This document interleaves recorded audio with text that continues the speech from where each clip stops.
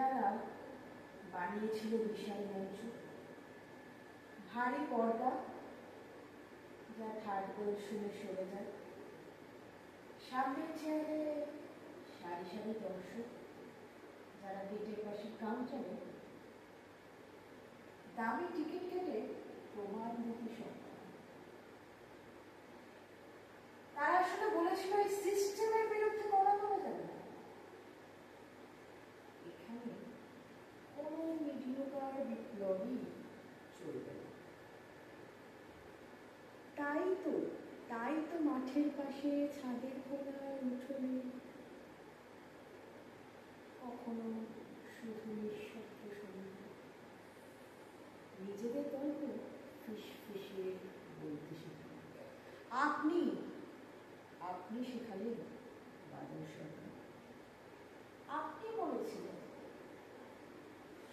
ঠিক এইভাবে, এই যে আমি অসুস্থ, চিকিৎসাতে লম্ফজম্ফ, বাড়ির বাইরে বেরোনো আমার সব নিষেধ, এভাবেও সম্ভব।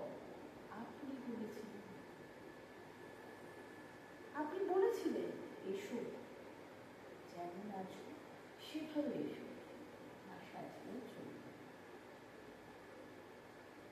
আগে কখনো থিয়েটার না করলেও চলবে, মিথ্যে নয়, নিজের সত্যকে আঁকড়ে এসো, দেহ, কণ্ঠ, স্বর, এই হোক আমাদের মঞ্চ। দর্শক নয়, তুমি মঞ্চ হয়ে ওঠো।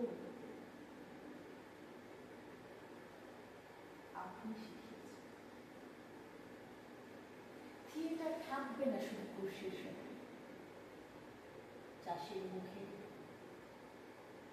শ্রমিকের গায়ে, ফিরে আসা সাইকেলের বেলের আওয়াজে থাকবে। আপনি শিখিয়েছিলেন বলা মানে বিনোদন নয়, অভিনয় মানে প্রত্যাখ্যান নয়।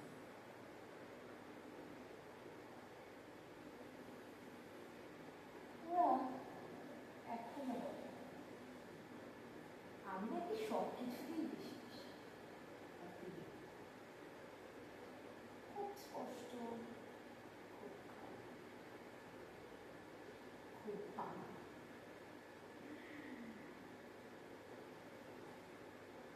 আপনি কিন্তু বলেছিলেন বাদল সরকার, ঠিক এটাই বলে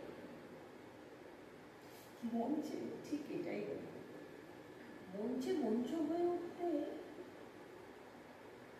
ঠিক এটাই দরকার।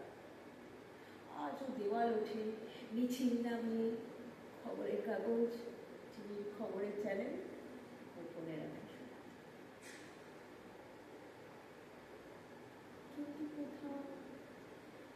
কোথাও একটা আম গাছের নিচে না হয় বিছানায় এই আমার মতো একজন অসুস্থ একটু উঠে বসে শুরু করে বলার চেষ্টা, স্বপ্ন দেখে,